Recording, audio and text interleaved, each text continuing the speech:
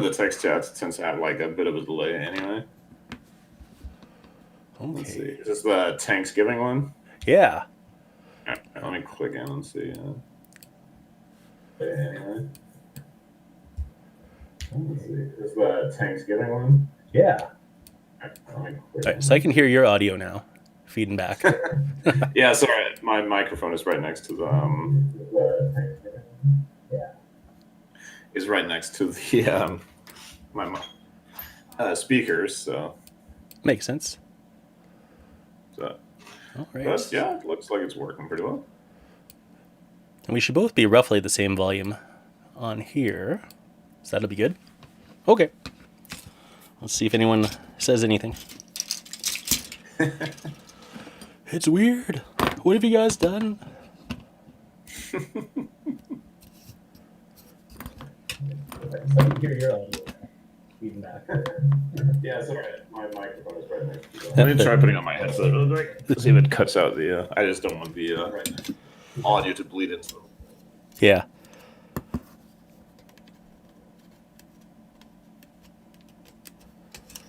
Whole bottom.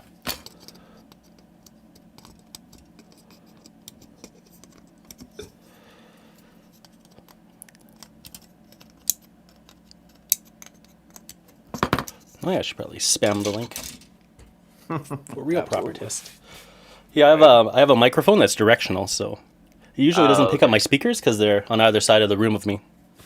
Right. Yeah, my desk is like microscopic, so the microphone is. It's not as bad as it could be because one of my speakers is dead, and I need to get another pair. So the microphone is next to the defective speaker, but that works out. So what do you got building? Doing some Abrams from the Team Yankee starter. Oh, nice. How much do you get in the starter? How many tanks? Yeah. You get 3 Abrams, 2 M60s, and 2 Bradleys for the Americans. Nice. And I think it's... I don't remember now. What are the Soviets? They get 9 tanks for the Soviets. Or vehicles. Yeah, that's a pretty good deal. Makes a very attractive starter kits. Yeah, definitely. So I think you get, 4 T-80s. Really? That's more than 9. I didn't math, I guess.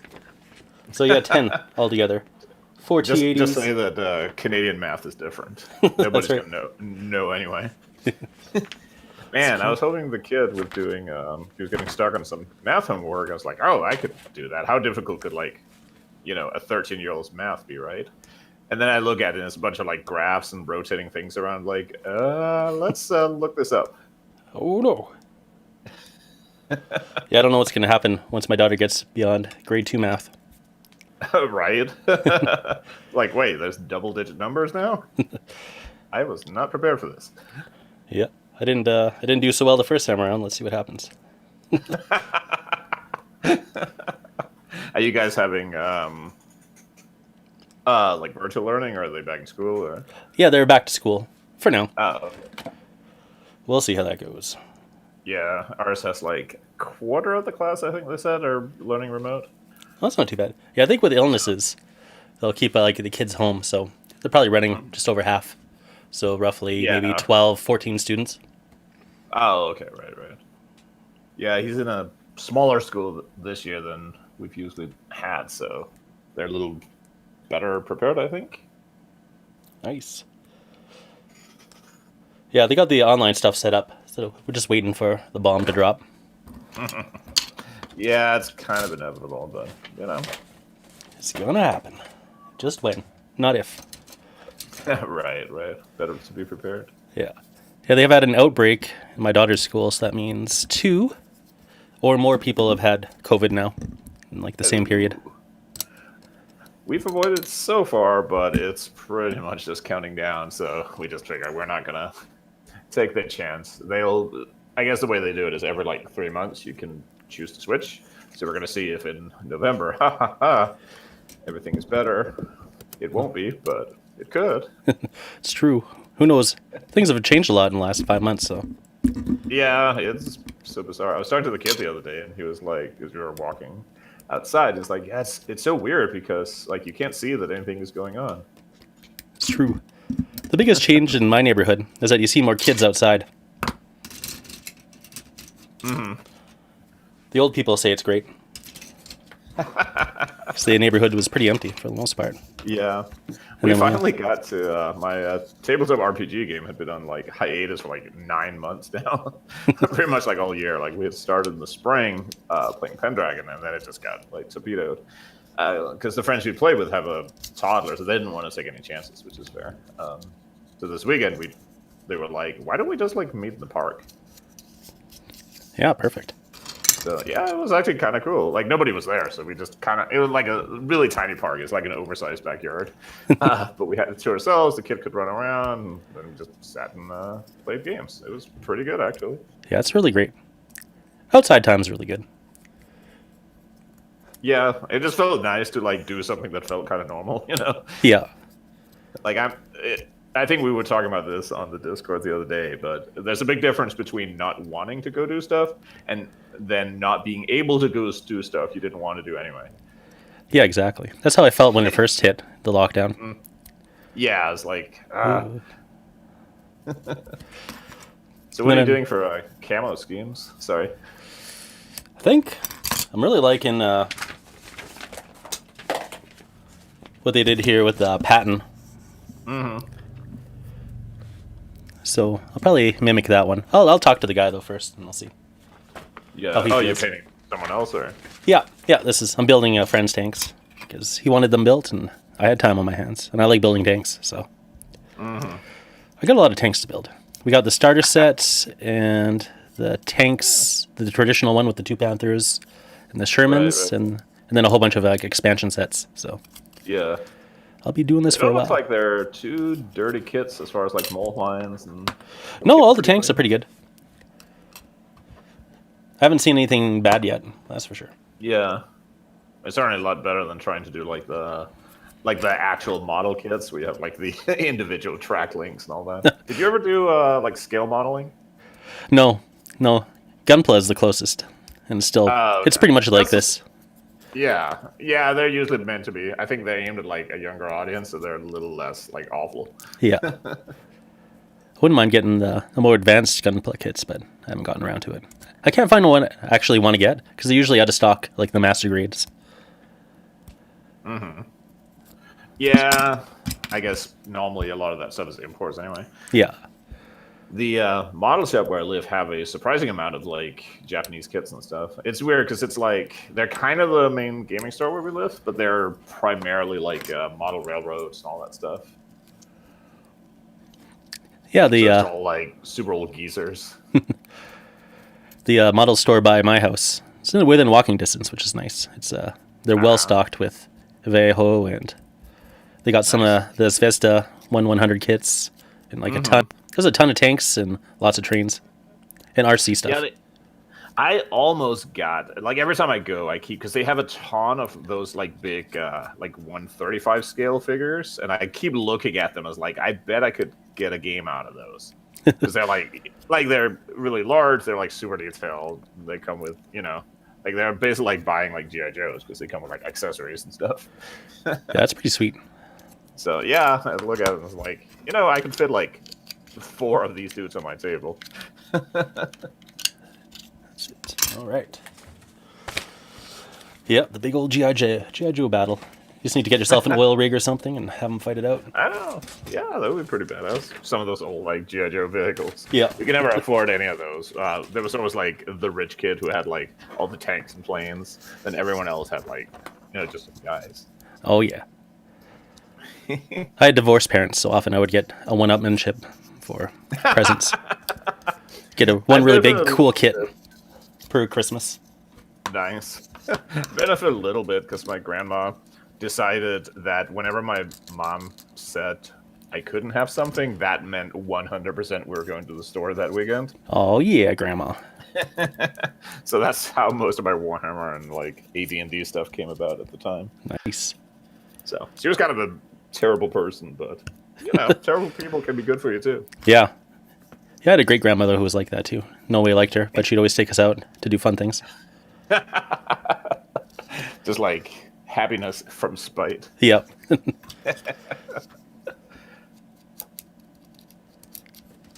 So, you don't do any like Cold War gaming at all, right? This is purely just for.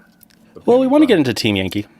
I've always been curious. I wasn't really into Flames of War so much because it seems like there's a lot to handle periods and where to find what rules where. But Team Yankee seems pretty straightforward overall. Yeah, I mean, it's a little easier there. I think I haven't seen the most recent Flames of War books, but the ones I've seen, they do a pretty good job sort of like outlining like pick a place and time, and then it kind of tells you what you can get. But it's definitely gets kind of sprawling. Yeah, and which edition you can play, which era's in. It seems to be the question and then, now. Like, right, and then you find out that the local group only plays like one specific. Well, you have to do the kind of hokey thing where it's like, oh, like I'm playing my British and you're playing your Soviets, and we're just kind of have a game anyway. Yeah. Yeah, I've been collecting Italian stuff, which I think I'll never be able to use anywhere. They make pretty good, like low-tech colonial militias for 5 parsecs if you need some. Yeah, that's right. Yeah, I'll definitely look outside of Flames of War for a lot of stuff. I don't have them anymore, but I had a squad of they were like World War II Americans, but with like gray uniforms and red helmets that I used as like low-tech security troops. Yeah, works perfect.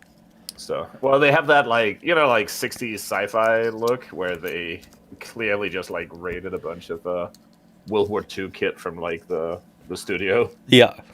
And gave everyone like a funny-looking helmet. So they have that kind of look, which. Here's your Thompsons and a giant circular helmet. Go to town. Right, exactly. Like the old Doctor Who look. I keep meaning to get some, like, I guess 50s, 60s era, like, British troops used as, like, classic unit troopers from Doctor Who.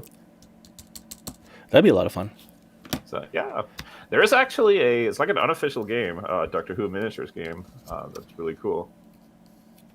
Like, there was a properly licensed one that's not all that great, but there's I forget what it was called, if it's even, like, you can download it anymore. But they have stats for, like, basically, like, every stupid creature you can think of from the original show. They came up with stats for them, most of which are, like, completely, like, useless for a miniatures game anyway. I feel like I remember there was a company that had a pretty comprehensive list of Doctor Who creatures in 28 millimeter. Yeah, like Black Tree Design or something? Could be. I can't remember now. I know Warlord has it now, but I think they kind of didn't do anything with it. Ah. Let's see. Oh, they have a fair amount of stuff. And we got Dicey Guy in the chat. Noised. Hey, folks. How you guys doing? I've been ignoring you. I saw you. I just didn't say anything. Dicey Guy's working on the Legion. Pretty fun. Who knows what Noise is working on? Maybe music. Something gnarly and grungy. Yeah. Or maybe he's working. Maybe boring work stuff. He's in Italy, so it's like evening time. Yeah. I feel like he's popped in the live stream before while he was at work. But maybe he's working late. It's always kind of telling that the Nordic Weasel Discord is most busy during work hours. Yep. One is like, I could sit in this phone call, I could talk miniatures and sandwiches. Ooh, there we go. So I think the Abrams is like the oldest kit I've worked with from Battlefront, aside from like the metal and resin ones. Yeah. You can definitely tell they learned a lot going along. Especially when it comes to the turret. It's got this cage system for like the IPM1 or the M1A1. And just like a regular shorter cage on the turret, but there's no actual markings of where it should go. Oh, so you just have to kind of like line it up as best you can. And the best thing is that if you look at the turret, it's not symmetrical. Like one angle is over here and the other one's back here. So you're just kind of trying to figure out where exactly you should put those cages. But, it wouldn't be building models if you didn't have to kind of bullshit it a little bit. Yeah. Yeah, once you start doing a lot of gunplay, you just get used to everything making perfect sense. Right. I saw horror stories from when they did the Robotech miniatures game because the models were like in 1,000 pieces. Yeah, they're terrible. I hate them so much. Did you build any of them? Yeah. Oh, it's Noise's dinner time. I've built... The Destroids aren't bad. It's the Valkyries, really, that frustrate you. And, like, the Officer's Battle Pod for the Zentradi had a lot of bits will break. So I bought better clippers. Yeah. And it still is so-so. They look like super spindly. Yeah. It's just a weird combination of soft and brittle plastic, someone once said. And it's the perfect description for it. Was the game any good, or did you ever have a chance to play it? Yeah, we played it once, and it was pretty fun. Oh, okay. It was very simple and easy. Yeah. I mean, that's fine, you know. Sometimes you just want to shoot or blow up giant robots. So the impression I got was just like most people who got it like end up just assembling like 2.5 models and then kind of giving up on it. Yeah, or just at least the Destroids. And the battle pods were easy to do, like the regular battle pods. You could just slap those together, no problem. Oh, okay, cool. It's the Valkyries, the stars of the show that gave the most issue. Yeah, there was like a weird story that something about their license meant they couldn't make them as like normal, like easy kits. They had to, I don't know, it may be internet shenanigans, you never know. Even in Kevin's apology statement at the end, once everything was shut down, he never said that was the issue. Oh, okay. Maybe they just misjudged. Yeah. So no one knows exactly why they did it that way. But yeah, I mean, it could have been just it's guesswork. Yeah, I mean, there's apparently like a whole bunch of planning that goes into making like good plastic sprues and like minimizing the number of pieces. And so if they didn't have like, I mean, even like some Games Workshop kits I've gotten have had like too many pieces. It's true. Yeah, sometimes you get weird ones.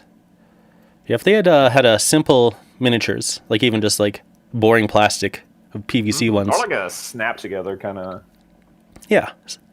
If they had something minimal to throw in that starter box, I think it could have taken off pretty good. Because it's a simple game to play. Yeah, and like the license was, I mean, it's not like super big now, but it's still like there's a lot of dudes who grew up with it and who have like money to burn on something. Yeah, so that's for sure. But yeah, I assembled some of the like the Skyrim Call to Arms skeletons, and I definitely regretted not getting the resin ones because like each leg is a separate piece and the body is a separate piece, so you get to do the whole like trying to meticulously like hold both legs together to the body while making the feet line up with the base. Can you use plastic glue, or are you stuck with super glue on those? They take plastic glue just fine. So that was a saving grace. I just ended up slathering that stuff all over them. Give yourself some wiggle room. Yeah.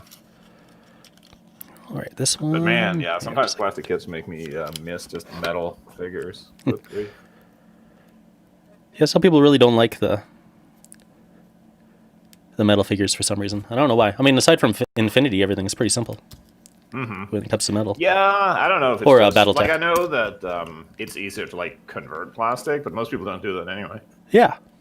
So if you're just wanting figures to like buy and like, you know, put together, paint, and have ready to go, I think they still have a lot of advantages.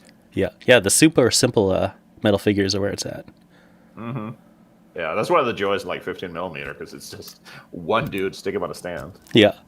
Like for infantry, the most you're going to be assembling is like putting the loader by a machine gun or something. It was like a belted machine gun. I will be right back. I gotta go grab my laundry. Yeah.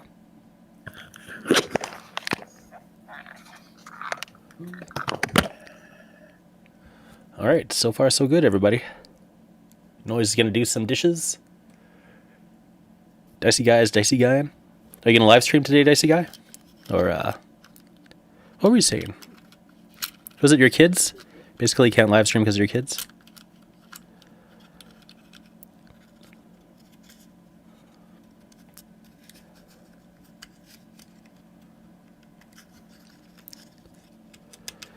No, if it's only real nice.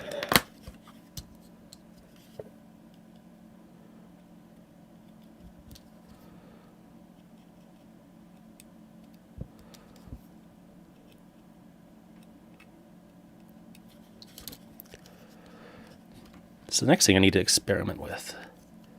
If I run video through Discord and through OBS, Will it lock up one of my cameras?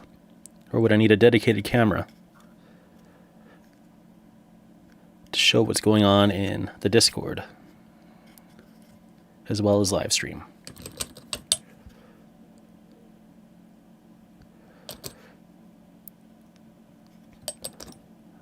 That's my burning question.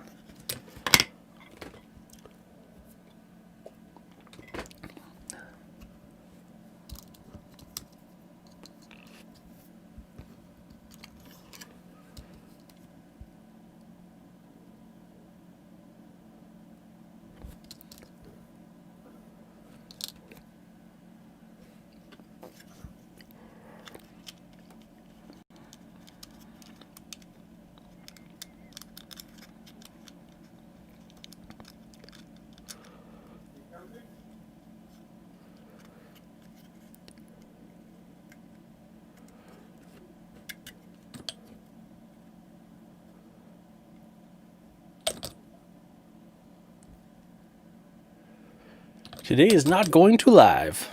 I understand. I understand perfectly. I think live streaming is grounding me right now because the winter is coming.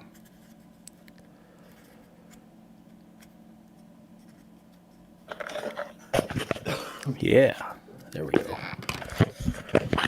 All right, hull complete. Ivan is back. Yep, I got laundry. Woohoo. Dry and clean. Yay. I whipped through all my laundry yesterday. Always satisfying. All right. Hey, so he's coming together pretty well. Yeah. Luckily, I built 2 of these already for my own. Okay. My own tanks, so I'm familiar with the Abrams now. I haven't built the IPM1 yet, but it's basically just half the M1 and half the M1A1. Right. It's not too complicated. Oh, well, it's nice to have kind of a little bit of a production line going. Yeah. Yeah, the next 2 are going to be just regular M1s, so I'll probably cut off both their parts at the same time and assemble them. Mm-hmm. This one I want to make sure to get right, so I'm going to do it. 1 sprue. 1 go. Yeah, if you mess one up, and it turns out to be your friends, that's that's a bad luck. He's not too picky, but I like to do a good job. Yeah, so this is the starter that we split, so I'll keep the Soviet side. Nice. Get the reds going. Yeah. To get some infantry. I like the infantry packs that Battlefront does, because you get basically... I mean, they're set up basically like you get a whole platoon and like 1-to-1s. You get like all the individual like weapons and stuff you need. Well, that's pretty sweet. It's nice instead of having to hunt down like, okay, so you buy like a pack of 8 infantry, but that's 1 too many, so now I got 1 left over, and then you got to get a radio guy, but they only get sold in packs of 8. You know, or it's like the old command decision figures where for a while they had like a bag of like 50 bazooka gunners. Like, you're never ever going to need that many dudes with a bazooka. Yeah. The Robotech kits come with 1 extra Batloid per set. So if you get like they had 1 box that had 2 Valkyrie wing, so you can make the Gerwalk mode, the fighter mode, and the Batloid mode, right. And then you get 1 extra Batloid. Just because that's how they planned out the sprues. So, yeah. I mean, they may just have had some extra space to decide to throw something on there, you know? Yeah, just the most cost-effective way to do it, I guess. But yeah, so it's funny. 1 conversion bit. You want wreckage or something? You got it. Right. Yeah, every single piece is in at least, like, if you got 1 arm, you're going to have to do... Sometimes it's 1 part, sometimes it's 2 parts for the upper arm, and then 1 part or 2 part for the lower arm, and then the hands. Yeah, I'm kind of bad at modeling to begin with. That just like fills me with dread. Yeah, it's better to go Kidge Logic, that's for sure. Get those nice resin ones. Yeah, I'm always a little dubious on resin, just from bad experience in the past. But I've had resin kits that were perfectly fine, so I think it just depends on like how they were made or like who makes them, I guess.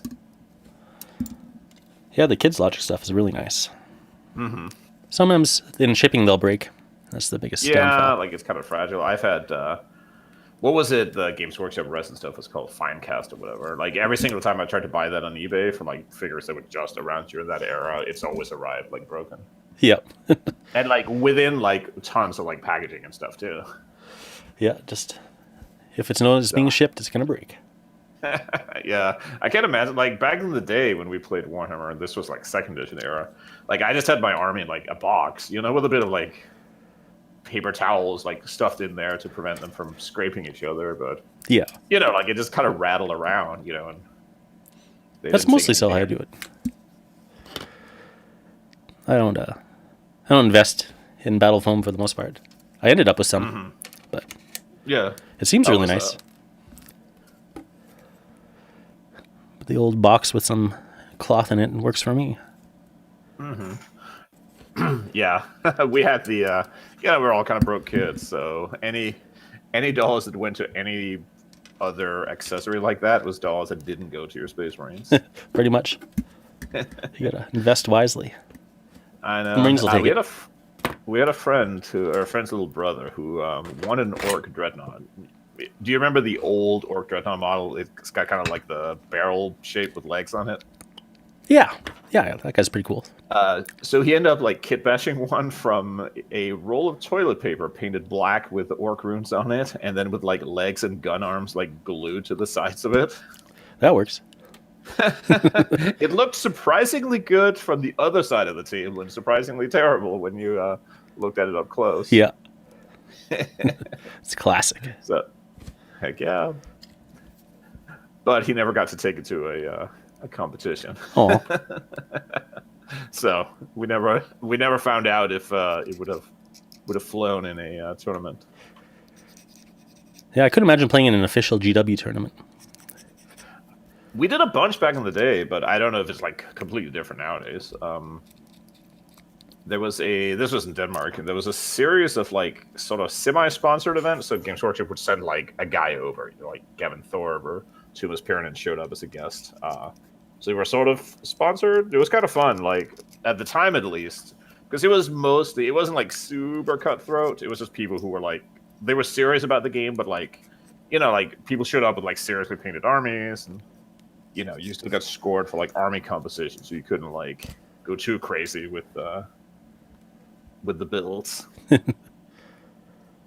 Yeah, we didn't have enough meta in the Yukon for sure to figure out what was the best way to do things. The internet eventually came along, and then people started getting lists off the internet, but it's pretty much out by then. That kind of like killed my interest in that stuff when you get people who are like, you know, like there's no, I don't know, like I'm big on making like jank flavored armies. I'm the same way I play like Magic the Gathering or something. I just want to make something that's like interesting and fun. Yeah. So the whole idea of just like downloading, I mean, I guess it's not wrong. I don't want to tell people they're having wrong fun, you know? Yeah. But it's definitely not like what I'm after. Too true. I was so bad at Magic the Gathering that my friends would just build my deck. They're like, here, we'll just build it for you. Yeah. When we were in Portland, because we got, me and a couple of friends of mine got this. We'd all, you know, like everyone had played at some point in the past. We were like, oh, wouldn't it be fun to like get some cards? And then I realized I fell into this like awkward spot because I had one group of friends who were like hardcore Magic players. Like when a new set comes out, below like $300 to scalp all the best cards, and they had these like meticulously constructed decks from like the whole history of the game. It was just pointless for me to play with them because you're dead by turn 3. Yeah. And then the other group of friends I played with were the sort where you just grab a bunch of random cards and put some lands in there and hope that it's playable. Yeah. So it was like, I like to do like a little bit of construction, you know, like, but like any composition whatsoever was too powerful for one group, and I would still get trashed in the other. So. Yeah, you're the high middle ground. Yeah, so I ended up just like rebuilding some decks I had when I was a kid, which ended up being like really cheap because nobody wants those cards. Oh yeah, yeah. You can get like dollar store cards here, just giant 100 packs of Magic cards for $1. Oh, nice. Yeah, you can get a lot of just going on eBay. Just finding like giant stacks of commons. Yeah. Yeah, if you're not serious about anything, it's not so bad. Mhm. Dicey Guy wants to know what deck he played. And I'm going to say hi to Wardrobe. How's it going, Wardrobe? Working hard. Good job. Maybe Dicey Guy wants to know what deck I played. It was black and blue. That's what they built for me. Oh, you're one of those people. Maybe they even asked me what I liked. I said, I don't know, black and blue. A friend of mine had a black and blue deck, which was all based on counterspells and discarding. So you would just like losing cards out of your hand. It was the worst thing ever. For the while, that deck was like undefeated. Like nobody could beat it. So my friend Peter and I sat down. We created like a deck specifically just to beat him. And we played it once and won. And then he purchased the deck off of my friend so that nobody could play it again. That's it. Retired. Yeah. But that was enough for us. We had shown that we got him once. That was it. That was all we needed. Just once. Yeah, I don't know if I ever won with my deck. I won a little. Mine was like the classic, like, I guess they call it the white weenie deck, which is just like lots of like little cheap creatures coming out fast. Oh, yeah. And then Crusade, which was at the time to boost them all up. So the idea was that basically by like turn 5 or 6, I either had so many creatures that I was guaranteed to win, or I had gotten trashed and it was over. That sounds fun. Play the odds. Yeah, it was a fun deck. I like creature-based decks. They're usually fun. I no doubt still have my deck in storage somewhere. I don't remember much what about happened to my cards. I know some of them got lent out to somebody, and I never got them back, but I wasn't really super fired up about keeping them, so I guess it's fine. Yeah. Until your kids are old enough to play. Yeah, the kid isn't super into cards. He liked nerd stuff, but we did play the. Did you ever play the Fantasy Flight Space Hulk card game? No, I didn't. I'm not a card game it's- guy, so basically I've never played any except for Magic. Oh, okay. Yeah, that one, it's shut up in price like crazy because it's really good and it's out of print now. But that one's really cool. It's basically, it's surprising how like well it works. It's basically Space Hulk, but as a card game. That sounds pretty fun. So yeah, it's super fun. I think you can play up to 6 people, but it works best with like 2 or 3. But that one's really fun. We play that a lot. We got a bunch of cards for the Fantasy Flight Lord of the Rings game, which is really cool. That one's more like a co-op adventure game almost, but it's That's like sweet. it's really fun, but it's like a serious money sink because you gotta like buy quests and stuff. Yeah, card games, man. Priced out. Woodruff says his friend makes his D&D characters. That's cool. My wife is like that sometimes. Sometimes she has a very specific idea what she wants to play. Sometimes she just likes to, you know. She doesn't really care that much about messing around with the rules and getting the specific optimized character. Yeah. I don't think I care too much either. So, If I was do you gonna play. RPG at all? No. Oh, okay. Just not interested, or it just didn't work out that way? It's a bit of not interested and a bit of not having a friend group that plays. Yeah. So if I had a friend group that plays, then I would be more interested, but still, it's not like a driving issue for me. Right. Yeah, I never actually had a friend group that role played. So okay. I never grew up with it. It was always... Yeah, we grew up... The kids I hung out with in, like, 8th, 9th grade, it was like we were just, like, all-purpose nerds. Like, the idea of any kind of game, we wanted to try it. So, like, RPGs, cards, miniatures, like, LARPing, whatever. Like, it didn't matter what it was. We wanted to try it at least once. Oh, yeah. So later on, when I would talk to people who are nerds, and I would be like, "Oh yeah, so do you play this and this?" And they'd be like, "No, I just play card games." Like, what? Like that's just a thing? card games. But then I realized later, like most people just have like one thing that they tend to do. Like there's a lot of minis gamers who don't play cards or RPGs. Most RPG dudes seem to just do that. I was like, but there's all these other things too. Yeah. So much out there. We used to, usually we would sit around at school and like talk about being able to do things. Like we talk about BattleTech or we talk about Dungeons and Dragons, how cool things were, talk about the books and that. But we never actually played the games. Although I think probably by by count, something like 90% of gaming books get sold to people who are never intend to play them anyway. Yeah. Like I have friends who have like massive collections of like Shadowrun books or stuff, and they've never played the game. They just like to buy and read about them. Yeah, the books are really nice. That's one thing you So can say. yeah, you know, I mean, I get this. Tend to get kind of bad imposter syndrome about stuff I write. So I always wonder, like, you know, oh, what if like everyone who's buying my games are just like reading them and then they sit on a hard drive. So every time I get an email from somebody who's like, yeah, we played your game, it was great. Like, oh shit, like somebody did. Yeah. Yeah, usually I read the rules intending to play, and then if I actually do play, that's another matter. Yeah, I kind of made peace with, because there are certain games I buy specifically just to read, and I kind of like it used to bother me, and I kind of made my peace with it. At least if that's the intention going in, like I'll probably never play this, but I want to read it and see like what the ideas were. Yeah, there's something close. It's a good way to do it. This way. I did root out my bookshelves last year of most of the stuff that, like, this is never going to happen. Yeah, that was every single Friends' Palladium collection. We always had them. We'd read them, but we'd never play it. Well, they were cheap and they were so cool. Like being like a teenager and looking through those. Yeah, you know, they're really cool. You could do anything. You'd be a Ninja Turtle. It was always so weird because they had like, you know, most games have some sort of idea of like, you know, party balance. Like the characters should all be kind of the same. And then Rift is like, okay, so one guy is a cybernetic dolphin from space, another guy is a dragon, and the third guy is a hobo who wets himself. Yeah. Now you go fight like radioactive mind bugs. Mind bugs. Yeah, lots of good ideas in the Palladium books for sure. Yeah. We read a little bit of Palladium Fantasy 2 years ago. It was actually really fun. I know Dano from the Discord is a huge fan. Yeah. There. Maybe there. Instructions unclear. Maybe it sits there. It looks reasonable. Yeah. Lost the other one. Turret is taking shape pretty nicely. Yeah. A few more pieces to go. And we got a little dude to put on. These ones came with resin do they tank come commanders. with commander? Yeah. Okay. Do they have like both hatch and commander if you want to pick? Or Yeah, absolutely.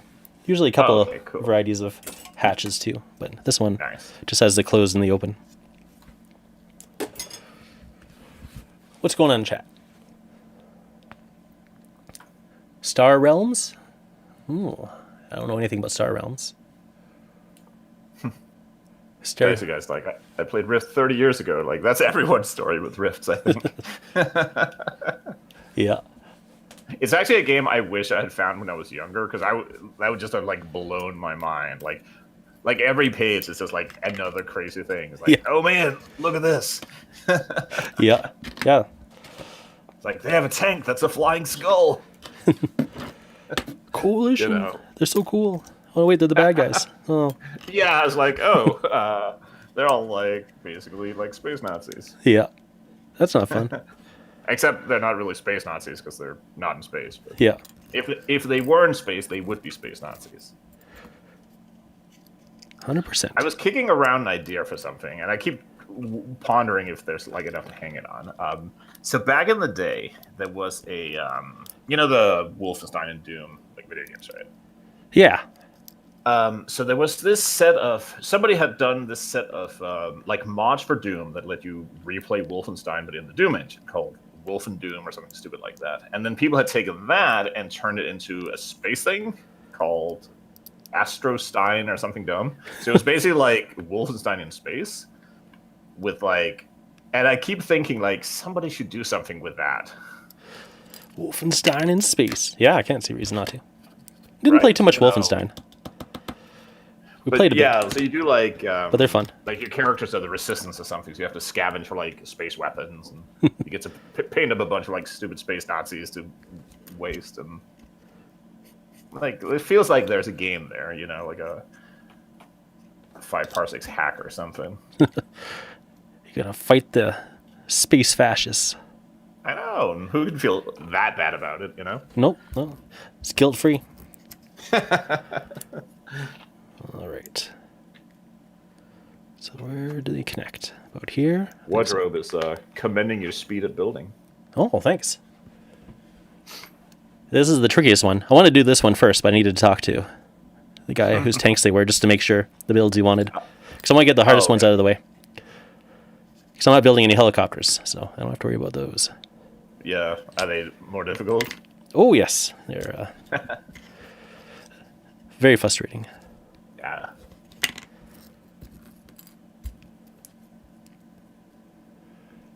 Fantasy version of Star Realms. Is Star Realms a role-playing game, then? Is that what's going on? I don't know anything about Star Realms. Card game, maybe? Makes sense. I think they came up during the card game discussions. Newest is mentioning expensive hobby. What's your expensive hobby other than audio equipment?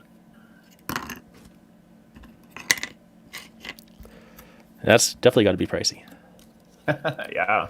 I'm slightly into retro computing, and that's a friggin' money sink. No doubt. I'm a scavenger. Yeah. I scavenge the stereo system I'm listening to right now out of the dumpster. It's a sweet Nice. 8-track player with a pre-built amp. Oh, hell yeah. Someday, if I get my room reset, I definitely want to have it behind the camera because it's pretty beautiful. I can't believe someone threw it out. Add a little ambience. Yeah. And got to a- be fair, it also kind of has the like middle-aged dad look. Oh, yeah. 100% middle-aged dad. I was thinking about it the other day. I was like, you know what? I bet I could pick up a guitar and learn to like noodle out a couple of songs. So I was like, oh shit, that's because I'm 40, isn't it? Yeah, that's right. I can do anything. I'm 40. Yeah, you know, what could go wrong? Then I realized we live in a tiny apartment that has like paper for walls, and my neighbors probably wouldn't appreciate me trying to noodle out the same like one Nirvana riff for 200 times until I figure it out. In our old apartment, we had a downstairs neighbor who would play... Oh, what's that song? It's I Want to Feel What Love Is. I Want You to Show Me. Like every day right. after work, she just blast it. It's important to have a routine. Yeah. You always knew what time it was. There we go. On there. Ooh, the other piece showed up. Perfect. I didn't lose it. Yeah. Do they come with any extra like stowage and stuff to add on top? Yeah. I never know what to do with the stowage. Stowage and tarps. I Yeah. just never put them on. I'm like, I don't know where it goes. I'm just going to leave it off. Well, there's not really a rule. You can look up photos, I guess, for like a guide, but it's basically just like soldiers hang shit all over their tanks. Yeah. Yeah, I figured I would do that, and I just never do. I'm like, just not going to I do do it. like the clean look. I always want to do like a unit for something that's just like messy and grimy, like just covered in mud and dirt. You know, like they've been in the field for a while, but I always like chicken out at it. Oh, yeah. It is It's tough. like doing weathering on tanks, and people just like go crazy. It looks really good if you can do it right. Yeah, it's also like a little goes a long way. Like actual vehicles, like you know, like if you go to a construction yard and just look at vehicles, they're grimy, but they're not like falling apart from rust. Yeah. Sometimes I look at the rust effects people do. I'm like, that's too much. That's way too much rust. Nothing is that rusty. But then maybe it's just the area I live in. Maybe if I lived like in a super humid place, I'd see it more. It's like the But palette even then, argument. If it's being like regularly used, it tends to be Yeah, it's dinged more up, like- but not too bad. dirt and grime. All right. Can you get on there? I You think can do Dicey's it. starting a sing along in the chat.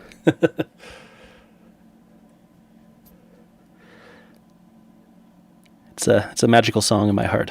That one. Just from repetition. Yep. Man, we've been watching Cobra Kai, and it's just so good. I need to. We're really bad at watching TV. We'll start like 8 shows and watch 2 episodes each. So me and the kid are trying to like force ourselves to like finish seasons at a time. Yeah. So we finally finished Avatar: The Last Airbender. Now we're on finishing up in season of Star Trek TNG, and then we'll decide. Nice. I think my wife and daughter watched Avatar. It's really good, actually. I'm not always like I'm like 50-50 on cartoons, but I really liked it. Even though it's a kid's show, but it's one of those that's like written kind of clever. Yeah. So, and the characters all like really fun and interesting. They all have like nice arcs. Almost all the characters are likable, even if they're enemies. That's good. So, yeah, it's like really well done. I guess I understand the movie is terrible, so but we're probably just gonna skip that. It's like the live action one.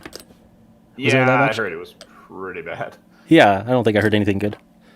My wife doesn't like anime, but she did like that. Okay.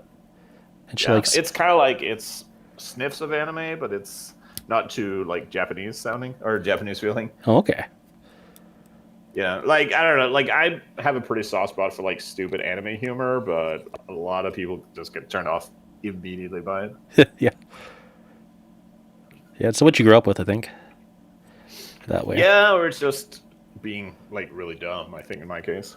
Yeah, I usually watch cartoons over anything else. I'm a cartoon guy. Yeah.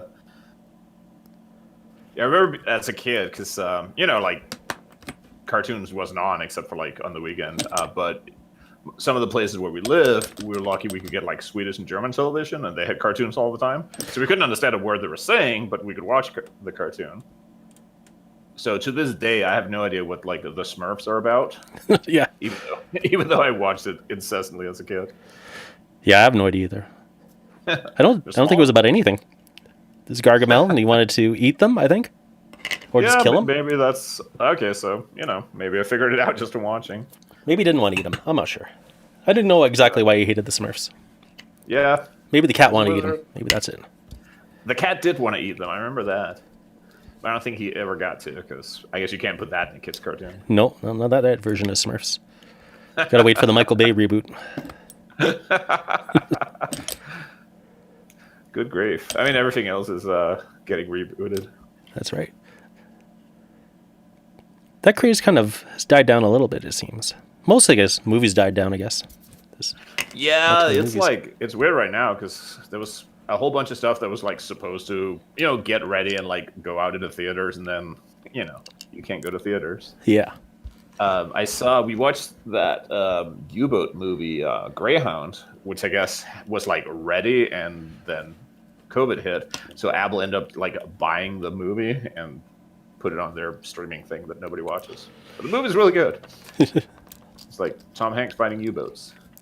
Oh, yeah, that does sound good. So, yeah, it was cool. We were kind of worried because it starts off with, like, him talking to his lady friend. It was like, it's very rare for a war movie to pull off a romance that actually, like, A, interesting, and B, feels like it makes sense. So I was worried, like, oh, is this going to be kind of like that?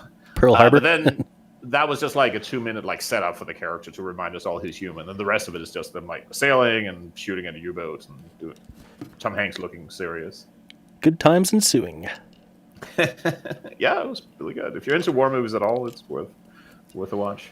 The last one we watched was Dunkirk, which was really good. That was so good. We were when we were watching it, I was looking over at the kid, and he was like eyes wide open, like sitting. That stuff gets intense, man. We really liked it. That was really good. Did you see 1917? No, we haven't seen that yet.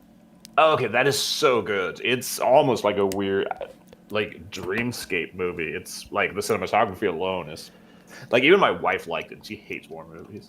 Oh, nice. But yeah, she was impressed. So, which was the one that was like a recoloring of World War I footage? Was that the Peter Jackson thing? Might have been. He's like a big World War I buff. Yeah, my wife took her dad to see it. They really enjoyed it. Oh, okay. But I haven't seen it. Yeah, it was supposed to be very, like, heartfelt. Let's see. Dicey Guy says the Smurfs are so mental. Legend has it the first ever zombies was gray Smurfs biting each other and turning them. Made by Gargamel. That'd be pretty dark. I didn't see that one. They were also like a whole, like, comic book. I grew up with a lot of, like, French and Belgian comic books. There was like a whole, which is always so weird because a lot of that stuff never got, like, English version. So whenever I talk about it, nobody has any idea what I'm talking about. Yeah. I learned in the spring that in Canada they released a different version of the Smurfs. Oh, not the Smurfs, Astro Boy. Like, Oh, really? Yeah, so it was a translation that was only done in Canada. That's interesting. So sometimes I talk about like Astro Boy to people and no one knew what I was talking about. Like, what? Who? Well, that's kind of like Robotech and Macross, Yeah. where Just Canada for some reason. I don't know why. the American version is like basically like a completely different, like all the dialogue is recut and some of the story changes like completely. Yeah. Man, have you tried rewatching Robotech? Because it's showing up on like streaming now. Yeah. I can never get through the third part, the Invade Invasion. I don't know why, because it's really interesting. But by the time I get there, I just kind of stop. Yeah, I think like it's weird because like a lot of the characters are really good, but they're also like they're good for like 80s television. Yeah. So I think sometimes it just can't like carry it. But yeah, it was weird to watch it again. I was showing it to the kid. He was kind of into it. I think he liked Gundam better when I was showing him that. Oh, nice. Yeah, like Gundam really holds up. Me and my daughter watched that when she was little. The whole Universal I had Century. forgotten like how blunt it is. Like there's people being killed like right off the bat. Yeah. Yeah, we watched it when she was really young, so she didn't quite pick up on those things. I don't think she could handle it now as well as she could have back then. Right. We had a couple of years ago, so the kid was getting old enough where it's like, he's gonna be like wanting to watch like violent movies and stuff. And he had a friend who was like a year older, and he had like we're pretty permissive parents, but this kid had like super permissive parents, you know. So it's like, okay, he's gonna like watch this stuff anyway. Why don't I like pick out some movies and watch with him? You know, I can pick out something that's not complete trash, and just give it a little context to stuff, right? Yeah. So we watched some Arnold Schwarzenegger stuff because how could you go wrong? And we watched like Commando and stuff. He loves it, and I was like, oh, we got to watch Terminator, right? And I hadn't at the time. It had been years. Terminator 1 is one of my favorite movies, but it had been years since I'd watched it, and I had watched it so many times you just kind of internalize it. So I'd forgotten like how frightening and relentless that movie is. Yeah. So we're sitting and watching it, and we're sitting on the floor in front of the couch for some reason, watching on my laptop. And I look over. We're like midway through the movie. It's like right at the time where the Terminator, like he attacks the police station. And I look over, and the kid is like, he's got a blanket over him. He's like huddling a pillow. There's like two little eyes sticking out of the blanket, just like wide-eyed, staring at the screen. And I like, do you want us to stop? And he just like shakes his head a little bit. But he sat through the whole thing. Got to see it to the end. Yeah. So yeah, I felt a little bad about that. But now he's kind of a trooper. Like last year, we were watching. We were home alone on like a Sunday, and like, why don't we watch a movie? And I asked him like, hey, do you want to watch something scary? He was like, yeah. I was like, okay, well, how about we watch John Carpenter's The Thing? And he like didn't even flinch. I was surprised. Oh wow. So yeah, like that. That movie still trips me up a bit. Yeah, that's nightmarish.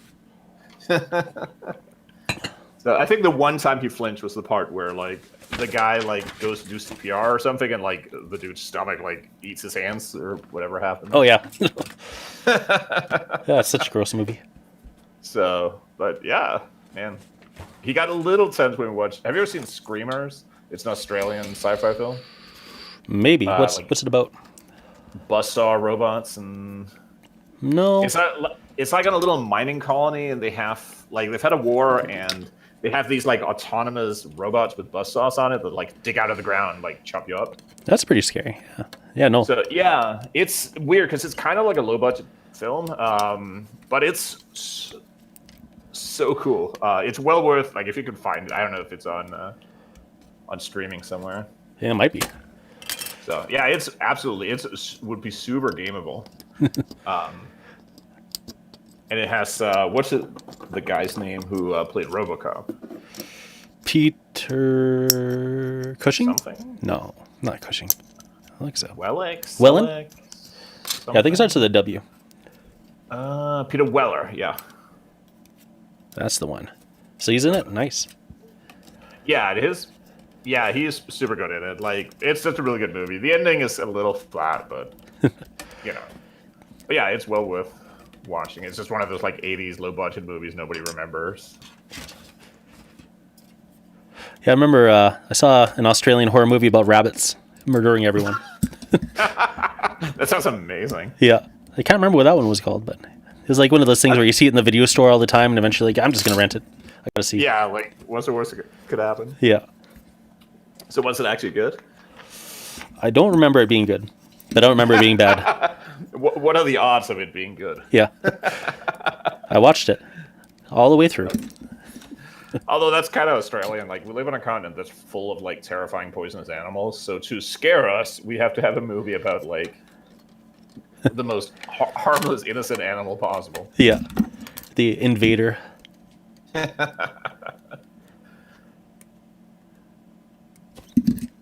Man, the wife was rewatching Resident Evil the other night. I was like, oh, gotta sit down. I haven't watched it since it came out. It's still pretty good. The rest of them are not so good.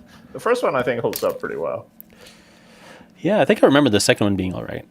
And that's about it. Yeah, I think the second one, they kind of just embraced being, like, goofy. Yeah. Because I think they were realizing it was going to be ridiculous. So... But then, you know, if you're starting with Resident Evil, I don't know if you ever played the games, but like it's got to be pretty dopey. Yeah. My friend played through. I'd watch him play. The only one I got into was Silent Hill. Oh, out of those survival horror so games. Good. Yeah. Yeah. Me and my wife were super into Silent Hill too. That was like our thing. Nice. So. I only ever played the first one. Yeah, they're both. It. I don't know if there's even like an easy way of playing them nowadays. No, unfortunately not. I watched some playthroughs though. I watched playthroughs for the rest of the Silent Hills. They were really good. But yeah, they're super cool. The third one is really keen because it had because you get to play as like the daughter from the first game. Yeah. And it's like it's funny because it's like a silly horror game, but it's like one of the most realistic depictions of like a teenage girl as a game character. Yeah, they do a good job of making people in that. Yeah, absolutely. In this like crazy absurd world. Noise says it's a shame they never made a Terminator sequel. Terminator 2 is my iconic teenage movie for sure. I'll fight him on. I like Terminator 2, but I do think if you had to pick one, I would rather have the first one. Oh yeah. So, and then after that, it's better left. And I have pretty trash taste. Like I even like Alien 3, and people will get mad at me for saying that. But I didn't mind Alien 3. Terminator 2 though has the most quotable lines. Yeah, and you could tell they were kind of shooting for like, okay, we're gonna make it big. We're gonna have it be like, like part of culture. Yeah. The big old thumbs up at the end. Right. I probably cried a little. I think it was the Oatmeal who did a comic strip. It was like, there's 2 times it's okay for a man to cry. The first is when his son is born, and the second is the end of Terminator 2. That's right. Everyone's surrogate dad going down. Man, we watched, I was showing the kid Excalibur last night. The 80s. I don't know if you've ever seen that. Shiny, shiny armor. So much shiny armor. It's so, as far as like kind of trashy 80s fantasy, it's still kind of one of my favorites, even though it's as bad as it's good. Yeah, that's for sure. I do like 80s fantasy though. Mm-hmm. Yeah, like we rewatched Lady Hawk, which I don't know if that's 80s or 70s. It's like right on the edge, I think. But that was still really good. Yeah. Rutger Hauer just like rolling around, and it's got like the freaking like double crossbow. Yeah. The Beastmaster is definitely my jam. I had forgotten like how 80s the soundtrack is, because it's just this like thick like friggin' synth soundtrack. Yeah. Fit right home with like Miami Vice or something, and they just like, yeah, we're making like this romantic like fantasy quest movie. Let's just bring on the synth. All the synth. It's like A Knight's Tale. I think could have been a slightly better movie if they just hadn't used the soundtrack they used. It just didn't fit. That one is like super divisive. Yeah. I've seen it explained by like people who are like actual like medieval like historian types, that while the music is obviously silly, but it captures the atmosphere of what it would be like for the characters. Yeah. Because like a joust would be this big like party thing, so it's like it's playing music that makes sense to you as the watcher, instead of stuff that would be like appropriate to the scene, if that makes sense. Yeah. So, which I don't know, like that's more clever than I am, but it makes a sort of sense, right? Yeah, it's a reasonable explanation for sure. So, but it's a fun movie. I mean, it's one of those like I need to show that to the kids. Yeah, yeah, it was surprisingly decent. Just the soundtrack was a little jarring. Yeah. Man, I think it was Dan who was talking about Dragonheart the other day. Ooh, Dragonheart. So yeah, I haven't seen that in forever. I actually saw it in the theater as a kid, and I haven't seen it since, I think. But as a kid, that was like, like the coolest dragon we'd ever seen on television. Unsurprisingly, Dicey Guy's all about Knight's Tale. He's a big Bretonian fan. Oh, well, in that case, that's basically the Bretonian movie. Well, that Dicey Guy should get on watching Excalibur. That's right. Dicey Guy said back in the day he would have fought someone if they said the Empire was better than Bretonia. I like Bretonians better. I always wanted to do a Warhammer RPG campaign in Bretonia because they finally had a book for it. So, but I guess you could just play Pendragon and stuff. Too true. Ye old knights. Man, I never knew how I felt about the Bretonians when they came out. I'm like, maybe it's just because they came out with the lizard men in the starter. I'm like, I don't know. Yeah, the lizardmen were cool. I left my lizardman team in Blood Bowl. Those were the best. Ooh. They were super broken. Because it was a team of half the team was super fast agile players to run the ball, and the other half were giant brutes. So you didn't really have as long as you knew where each player should go, they were ridiculously efficient. Oh, very beginner friendly. Yeah, in a weird way. Once you figured out how to play them, then you were sort of over the hump. Did you ever get into Guild Ball? No, I really wanted to, but it was one of those literally nobody around here would be interested things. So I just kind of looked at it wishfully. Yeah. Was it good? Oh, I never played it. I know that people who really like strategy games more than yeah, I guess it was else. heavily based on team balance, being very precisely balanced and as a more competitive thing. Yeah. Which I mean, compared to Blood Bowl, where they just kind of throw things together. Yeah. So they were the ones that closed shop recently, wasn't it? They just closed down Guild Ball. They're still going for other things. Oh, okay. Yeah, because I remember I read about they had a whole thing where they had basically kind of gotten into a corner with the game where they couldn't really do anything new. Yeah. Yeah, they're like, well, we played it out, so we're going to shut her down. They probably would have run it a little bit longer if it wasn't for COVID, but... Yeah. I mean, that's fair, rather than continuing to just grind out stuff. Yeah, that's for sure. Now they're promoting their God tier. Quite a bit. What's that? I'm not sure exactly. It's another competitive game. Mm-hmm.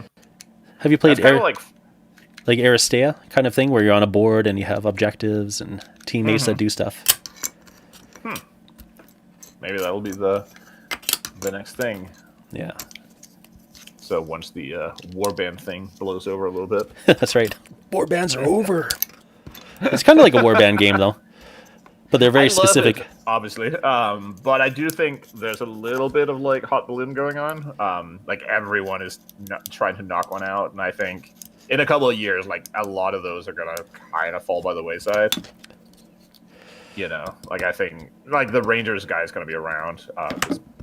That shit is more popular than sliced bread. The big stuff, Games Workshop, Kill Team will be around and stuff. But I think a lot of these side games that are coming out will probably not stick around that long. It's true. I think so. I think solo stuff will keep gaining in popularity because I think that's more I think it's one of those things that people were always doing, maybe. But it was just never catered to. So now that there's people who deliberately market to it, I think it's just going to be a separate market. Yeah, well, I think that's the big thing. Most of the warband games that didn't have solo play attached to them have kind of just been forgotten about because you can't play them with anybody. Yeah, and a lot of those really depend on just having that continuity, which means you need to play Necromunda or something. You gotta have 3 or 4 friends who also want to play it, and they want to play it as much as you do. Yeah. So it becomes Yeah, it's like a different. I don't know. Like I was expecting the new Necromunda to like blow up a lot more than it did, but it seems Kill Team is kind of what people went with.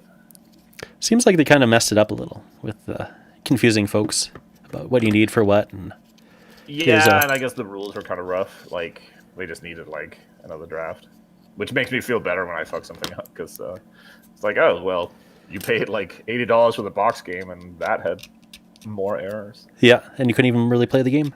Have fun. Right. So that's cold. Only true fans play Necromunda. The real game is the one you imagine from. Dicey says he feels Kill Team is dead. I wonder if it's very regional because out here, like I see no interest in Necro, but Kill Team seems to have gotten a lot of people. But maybe it's just like super regional then. Yeah. Where you go. Yeah, some places are all about Warcry. Mm-hmm. I think also with Kill Team, you're getting a lot of people who don't necessarily want to play like the campaign structure. They just want like mini 40k. Yeah. I think that's actually probably the main draw there. So even though Kill Team is technically a warband game, I don't think that's how people play it. It's true. Yeah, they don't build the 20 roster guys and build up a little story farm or anything. Right. Like even though I mean the campaign rules in the book aren't like super great, but they're there. But it's more like like it's geared towards like a club almost. You have like a bunch of people who are competing against each other, and you're trying to like win. Yeah. So I think people just picked up on like, oh, I get all the 40k kind of stuff, but I only gotta like get like 8 dudes, and I can still, you have a little army list that's a little easier to manage. So I think a lot of people like grabbed it for that. Yeah. Yeah, it's not a bad game, but it's still a mini 40k. Mm-hmm. So I think if they do redo it in the next edition, they'll probably make it a little more Warcry-ish. So we have some special bands. Yeah, Dicey is saying Warcry is really good.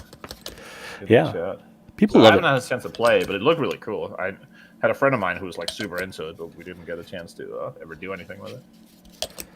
Yeah, I'd give it a try if anyone wanted to, but I don't feel invested with it with what I've seen. I think Mass Fantasy Battle is coming back, though. It's got that feeling. I think so. Like, were you the one who had picked up the Oathmark book? Oh, no, I've just been checking it out. Oh, okay. The scene is growing around here, so I figured I better take a look. Yeah, I'd seen a bunch of people on Twitter talk about Oathmark, and I wonder if, like, a lot of the, like, because Kings of War was kind of like the norm for a while. Like, that picked up all the Warhammer dudes. Yeah. But I think a lot of those are starting to shift. And I think, like, Lion Rampant, Dragon Rampant is sort of at the, like, how big it's going to be. I think so. Probably, like, hit that. There's a lot of people who like Dragon Rampant, but no one could get other people to play with him, from what I saw. It was the biggest thing. But Oathmark has some sort of traction. I think it has a North Star. Well, like, the guy is, what's his name? Joseph McCulloch? Yeah, like, he's a cool guy. Yeah. So, from what I understand, like, the army lists are really cool and easy to work with. So that's a big draw. It was interesting because I thought Dragon Rampant would, like, blow up super big because it seemed to have, like, everything you need. Like, it has pretty small units. You need, like, 12 guys for a unit. It's pretty easy. It's pretty flexible. So I don't know why it just didn't, unless it's just, like, Osprey stuff don't catch on that big. I think maybe it was the flexibility, especially in, like, the fantasy, the Dragon Rampant part. Because you have to build your own units. You don't get really handed units and say, this is what you use. Yeah, that's interesting because I always thought, and I kind of changed my mind on it, I always thought that that's what people wanted, but that's not actually always true. Yeah. A lot of times people just want kind of like a list of things to pick from. Yeah. That was a selling point for me for Dragon Rampant, but yeah, most people, I think, rather would just have a list. This is your list. Yeah, it's a thing because I always try to put like army building or like creation or something in, but I usually don't do like army lists when I write stuff, and I always get emails about it like, oh, will there be army lists for this? And like, I've written a couple and I hate it. It's really difficult, tedious work. It's true, especially since it's basically always comes down to the same thing anyway. Yeah, so it's like that's why when I did the Renegade Scout like revamp, I wanted to do just like, what if I could just be like a base army builder that you can use for anything, and then down the road I can just like add things to that, you know. Yeah, I think it makes perfect sense. So, but it's also, yeah, it depends on like what the audience is as well, you know, like if it's like a big glossy book, then people definitely want like army lists and they want factions and they want like those choices they can make going in. And there's always the people who just don't want to do that kind of work. They want something more solid, I guess, to base their gaming upon. If they feel like there's too much flexibility, then maybe there's going to be too much rules lawyering and too much gaming in the system.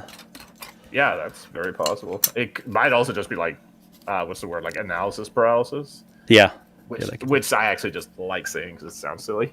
Analysis paralysis. But it's a real theory that if there's too many choices, like you get overwhelmed. It's true. So if you can, because it's like the idea, right, is that you can just like go to like Kurasan or GCG and just order whatever you want, and it'll fit in your army. But if I can order anything I want, well, there's like 100 different guys I can buy. So, you know. It's true. So it becomes a lot. I don't know. It's somebody who's smart has probably like figured all this stuff out. Yeah, I think that's where Oathmark kind of nailed it a little bit. Because they're like, you got races. There's 5 races. And one of those, 2 of those 5 races are basically the same thing with a slightly different flavor. Right. And so which is enough that like your choice feels like it matters, but it's not so many that you have to like. It's true. Yeah, it's like how 40K technically has like 30 different armies, but like 29 of those are just different dudes in power armor. It's true. You know, so it's sort of like funnel. Like you can start with deciding, do I want power armor dudes or not? And then if you don't want that, then you can pick one of like the 3 armies that don't. So now you've sort of like been helped along. Yeah. In Oathmark, you pick your kingdom. You say, okay, I'm going to be like the kingdom of men. But you're not stuck with just humans. You could have dwarves. So you start building like this little area around your kingdom, which I think is what appeals to a lot of people too.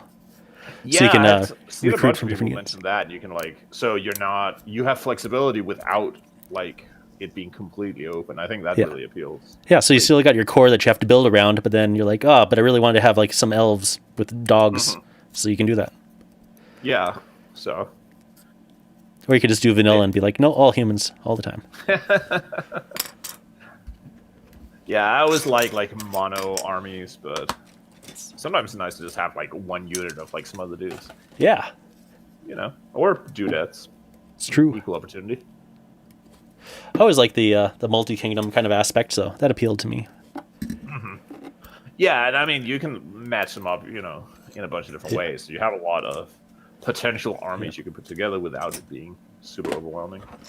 Yeah, or if you just say, like, back when I was a kid, I had this fantasy kingdom, and the dwarves lived in this place, and the elves were over there. You can basically build that. Yeah, no, that's super cool. What does Dicey Guy say? New players who don't play war games are likening Warcry better than Dead Zone or Vanguard. Warcry is more like a board game, but scratch the wargamery feel to me. I think the board game war game overlap is something that's people are kind of like taking more jabs at. Yeah. Too. Like, isn't the Fallout game like a board minis game sort of thing? Yeah, but it's like for people who like really complicated board games. It's a bit above my brain levels. There's a lot to track. We played Call to Arms a little bit because I got a starter set, and it was pretty fun. But it's definitely like there's a lot going on, so it feels a lot like playing like Descent or one of those board games. Okay. So where it's like, so my guy has like 2 yellow and 1 blue die, and if I roll under this, and if I roll this symbol, then like it's got that whole like sequence going on. Yeah. So, which is cool sometimes, but yeah, sometimes it's like, can I just like roll to hit and roll some damage? Yeah. Roll these dice, try to figure out the symbols. What did they mean? Yeah, it's like, it always bugs me because I like to try to like figure out the math. Yeah. There's a friend of mine, Brandon, that I used to play board games with, and he was good at playing board games, but he was always dreadful because he wanted to like figure out the odds for each option. So it always took like an hour for him to take his turn. Oh man. Because it's like, yeah, it was always like, well, if I do this, this has a 20% chance of blah blah blah. Like, just pick it up for crying out loud. Yeah, just like pick the more dramatic one.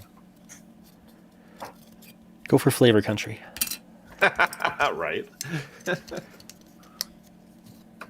If in doubt, attack someone. Never the wrong option. That's right. These are good. All right. So I noticed you have your glue on a little thing. Yeah, this is the non-toxic plastic cement, and then I have some Tamiya extra thin. I find okay. the goopy glue helps You stick. find it easier to apply with the needle. Yeah, like things will stick to this better, and gives you a bit of time to play around with it. Oh, okay. So you can spread it thin, so it's not going to take too long to dry. Right. But you still get a bit of play. That's cool. That's clever. Yeah, when I was building the tanks, I was trying different ways. I'm like, this is the easiest for me, at least. And then Right. so you could just let it sit there. This stuff always evaporates too fast, so it's really good for putting in the seams. Yeah. But once, if you try to just like apply it to the side and put it like clumping up and stuff. Yeah.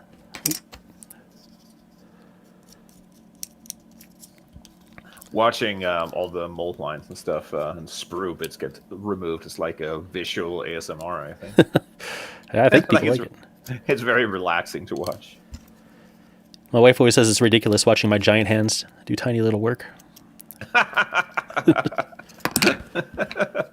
See, I have kind of semi-slender hands, and I'm really bad with manual dexterity, so sometimes like having big fingers might be an asset. Yeah. I work with tools a lot too, so that helps, I think. Yeah, that's true. Well, don't you work at a like tool shop too, or something? Yeah, Or a sports store, so a technician, okay. so I do fine work. Gotcha. Is that like back in full swing, or? Yeah.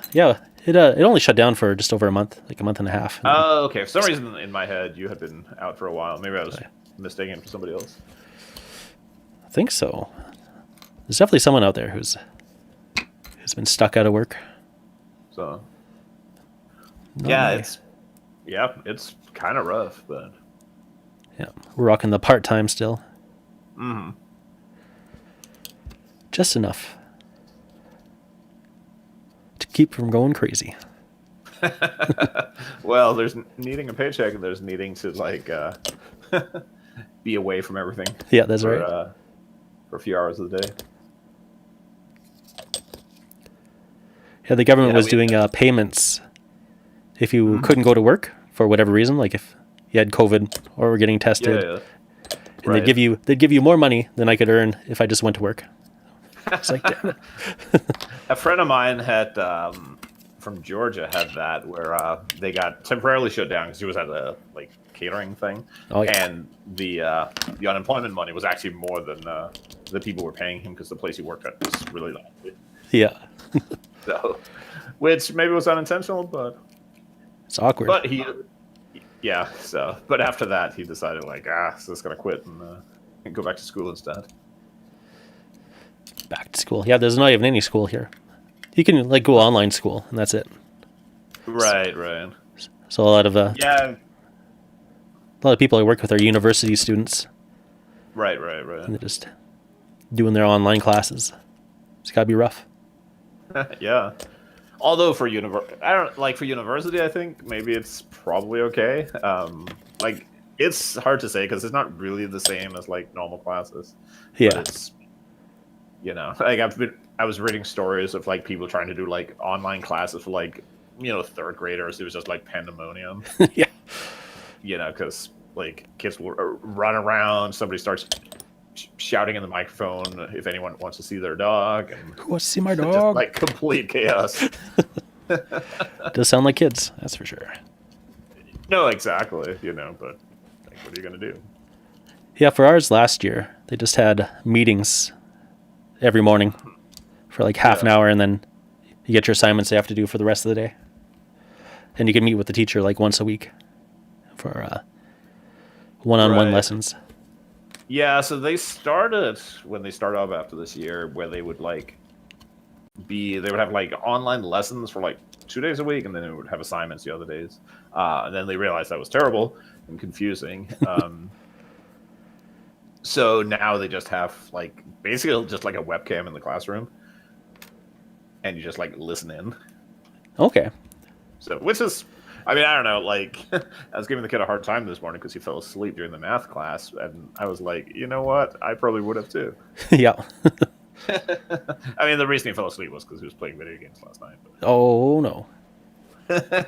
Yeah, but it's like, like you have a kid, so you know how it is. Oh yeah. Like they do something like that, and it's like you can't let them get away with it, but at the same time, like they're not like trashing anything, or nobody's getting hurt, nothing is getting like stolen or vandalized. Like if your kid is going to screw around, like playing video games at night is probably what you should go for. And my daughter never wants to go to bed alone, so we have a bunk bed. So one of us stays in the bottom bunk until she falls asleep. Okay. So mostly she just talks like incessantly and then passes out.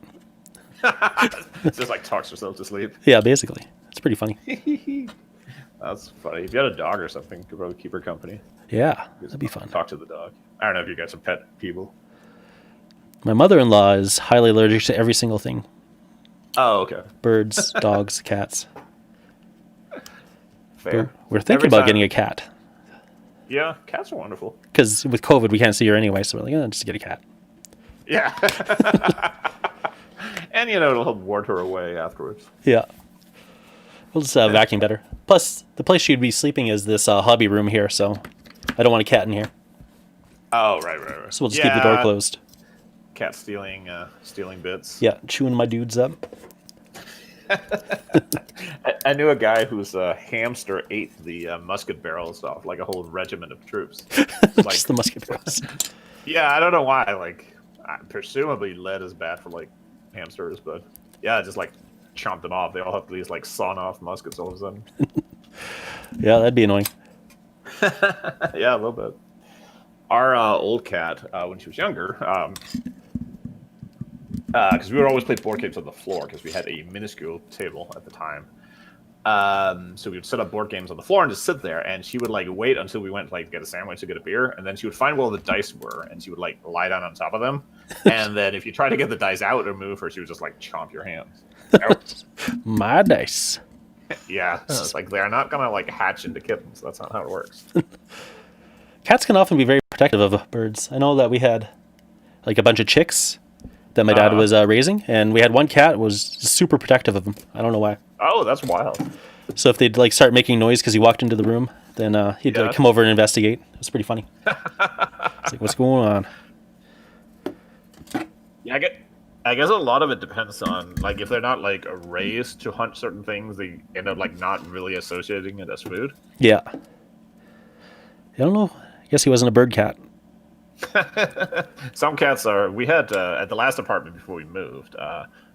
We ended up getting mice in, which is part of why we moved, other than the landlord being dicks. Yeah. And we went to the like management office because we're like an apartment like company, and they basically told us to just get stuff. They were like, we could get you like a mousetrap. I'm like, that's not gonna. God damn it. We were like, okay, we have 2 cats, and they're both kind of old and fat, but presumably, like hunting mice is something they could do, right? And one cat, the one we still got, and we thought because he's very spry, he's quick, he likes to chase things. We're like, okay, he could absolutely do it. So he corners the mouse, and then he just like sits down and looks at it. And the mouse finally realizes that nothing is like he's done any danger, then he just runs off. Like, you worthless. Yeah. Then the other cat, who's like old, she's fat, she's arthritic, she can like barely walk around, she can't jump on anything, and she sees the mouse and just like motors after it and catches it. Yeah, you just never know with cats. Yeah, never underestimate an old fat dude. Yeah. When you got motivation, you can move. Yeah, so just straight up caught it, we put it in a bucket, and then we were so like, because we're so like bleeding hard, we didn't want to kill it, so we like drove out to like a rock quarry and like let it out there. Oh yeah. Yeah, our last house was infested with mice.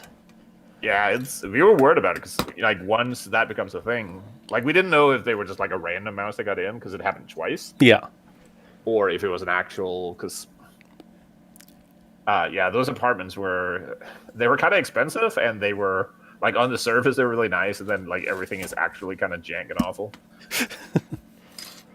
Yeah, our house was ancient. It was built at the turn of the century, and just before we moved, I went downstairs to like pack up a bunch of stuff to move it off to our new place, and I noticed there was leaves on the ground in my basement. I'm like, I have no idea how leaves got in here. Yeah, but in that case, like, what else got in there? Yeah, right? it's like, well, that's why we have mice. Not surprising. Anything can get in here. Yeah, man. We used to get these ants in, and I don't know what, like, if they're specific kind of like Michigan ants, but they're like massive. They're like a centimeter long. Oh yeah, like the carpenter ones. Yeah, and they're like we never got super many, so I don't know if it was just like some rogue ones that made it in, but like anything, like they barely got affected by like the poison you can spray, like the barrier stuff. They would just like wander right through that. Like, all right, fine, it's your house now. Like, I'm not gonna fight you. You win. I'm out. Yeah. Giant ants. Yeah, they were gross. In Oregon, the only thing they had was like the little tiny, like little black ants, and those you could just put stuff and they'll tend to stay out. I've seen pretty big ants, like half an inch, but never an inch long. Yeah, a centimeter long, not an inch. Oh. If an inch, we would have burned the house down and left. Kill it with like, fire. Good Lord, that's like army ants or something. Yeah. Yeah, every once in a while you see just giant ants, and you're like, "What? How do you even live?" Wherever they want is how they live. It just seems like they're like an instant meal for anybody. They don't really seem to do anything. No, they're just like trundling around. Yeah. The other day, me and the kid were talking about ants because he's really big into like animals and biology and stuff. Oh yeah. And I've been reading some stuff, and apparently, like, because ants, they don't really like see things. They like orientate themselves by like pheromones. Okay.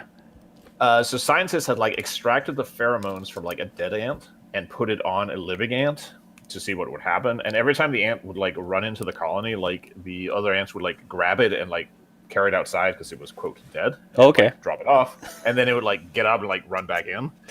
And they would just like keep going because to them, like even though it's moving, it's obviously dead. It smells dead. Yeah, it's like, sorry, guy, no. That's the best reason to be a scientist, just to mess around with creatures. Right, like mess with ants. Dicey Guy says I should get a cat. I agree. I've always agreed. Yeah, cats are great. Just enough affection, but without being like...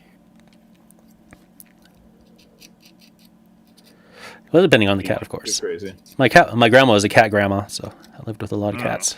I think all grandmas turn into cat grandma. Yeah. That's just like an inevitability. My grandma had this like super mean cat when I was a little kid, and we were all like I don't know if she liked it. My grandpa hated it, and everyone else hated that cat because he was big and he was mean and he knew that he ran the place. So when I was like sitting and playing like with my cars or blocks or whatever, he would like come over and he would find a place to sit where I couldn't reach my toys, and he was just like stare at me. At least that's how I remember it. Maybe in hindsight, like it was actually less dramatic, but like I was little, he was like half the size of me. And he had claws and I didn't. So yeah, no, the cats are strong. So yeah, they can mess you up. When we went to when we moved from Oregon to Michigan, we had to bring our cats along. And if you've never like flown for like 6 hours with two cats in the airplane, I recommend not doing so because it's awful. Yeah. So we're going through the the security checkpoint, and we have the cats in carriers. We're both really tired. We've been in a hotel for like a week, so we're feeling grubby and awful, and we got the cats, and they're both like super nervous. And you have to like take the cat out because they have to inspect, I guess, make sure you haven't like tied cocaine to your cat or something. Oh yeah, yeah. So they have to look at the cat, and they have to like get pictures of your hands. And my wife is carrying Mittens, who's fat and lazy, and she's fine. She travels well. And I have Scruffy, who is a neurotic beast. He's like hyperventilating, and he's already like trying to escape the carrier. So I'm terrified. Like I'm gonna take this cat out. He's gonna like get away from me and run away. And like it's in the middle of security. It's a big room full of strange people. He's just gonna freak out. So I like get him out of the carrier, and I'm like, he just latches himself to my shirt and my torso, and I sort of waddle over in pain to get them to like take pictures. And the guy who's taking the pictures, he's laughing his ass off at me. And he tells me that the other day he had a guy go through whose cat freaked out so much that it tore him up so badly he couldn't go on the plane. Like he had to go to the ER because it had just like shredded his arms, and like they were worried he was gonna like have blood loss in the plane. Pretty much. So I was like, okay, I guess our stupid cat isn't quite as bad as that. Like stuff him back in the carrier, and then spent like 5 hours on the plane, like with him like hyperventilating and like trying to escape the entire time. But you didn't have to go ER. So yeah, that was great. Don't do that. Yeah, we never brought any animals with us anywhere. I just leave them wherever I had them. So the Yukon animals stayed in the Yukon until they passed on, and right. whatnot. Yeah, that's a lot more. I mean, it depends. Like with dogs, it's easier because they tend to like travel well. Yeah. We had in our old apartment, we had a neighbor who adopted a dog from the Ukraine. It was a Ukrainian street dog, and I have no idea why. Why are they shipping dogs from the Ukraine? Right. It's not like we have a shortage of dogs here. Yeah, you gotta go through like quarantine and everything. Yeah. It was always baffling to me. I'm like, I just don't know why. I got a pair of Ukrainian boots once, but they didn't have to go for like quarantine. They're just boots. Yeah. So, because you could get for, I don't know if you can anymore, but at least a few years ago, you could get like all kinds of like army surplus stuff, like for next to nothing out of like, Belarus and Ukraine and stuff. Oh, yeah. Tanks, whatnot. Probably. Like you got a cool 50 grand and get your own T-55. Yeah. 70 grand for the T-72. I was looking into it. That's not bad. Yeah, that's not bad. That's like the price of like one modern smartphone these days. Yeah. I would have done it if I had 70 grand on me. Yeah, but then you gotta like write a plan to the bank for the loan. That's not too much more than a regular vehicle. I got a place to put it. I don't know what they run on. Gas, I suppose. I think those ones are diesel. So I'm not sure. Yeah. About the fuel situation. Diesel is pretty fuel efficient. I don't know how many miles you get to the gallon. I'm just going to ride around the yard anyway, so I'm not going to go too far.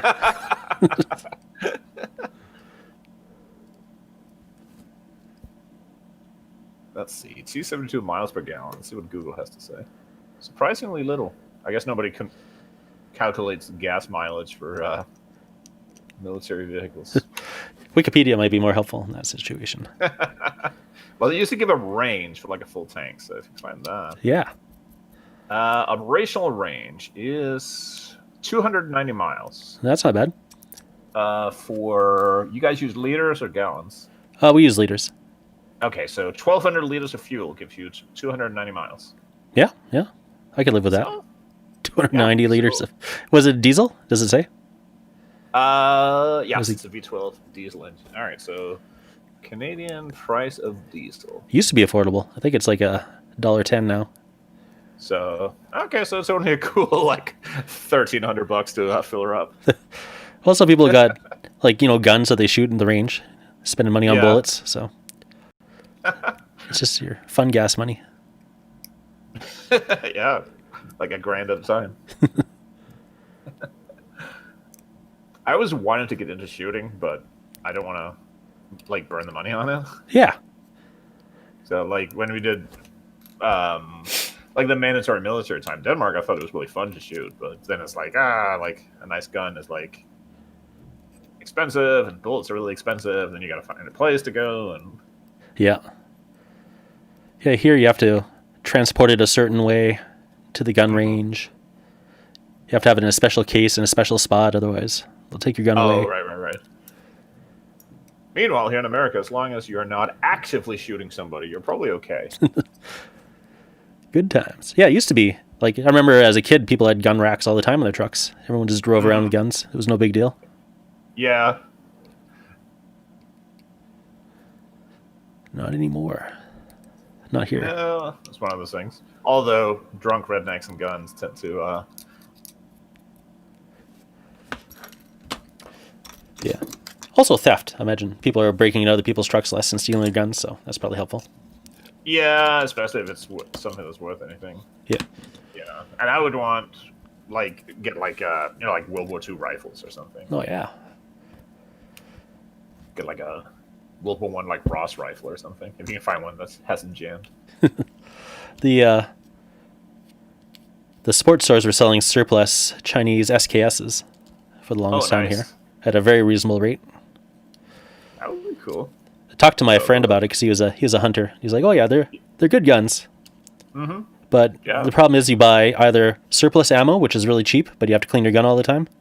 Yeah, it's super corrosive. Yeah, or you buy like the super expensive ammo. And then it's just not cost effective. Soviet 7.62 millimeter is like pretty readily available. Yeah. Quality ones though. Yeah. Junk we had rounds? one time we were at work. Me and a friend of mine were walking past my manager's cubicle. We were talking, I guess, about guns and like video games or something, and she pipes up suddenly out of nowhere, like, "Oh yeah, me and my husband has a couple of SKSs and boxes of ammo like buried on our farm, just in case." Like, oh, and she's like an old like grandma lady that plays bingo and yeah. But apparently she's also like ready to fight the government. Just in case. Got my SKS. You never know.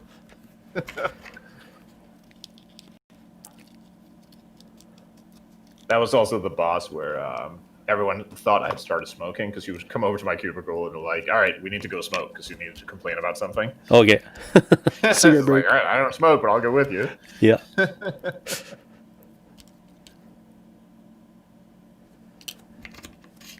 Perfect. Man, yeah, smoke breaks are good even if you don't smoke. Yeah, that was a friend of mine had a place he used to work at where you only got breaks if you smoked.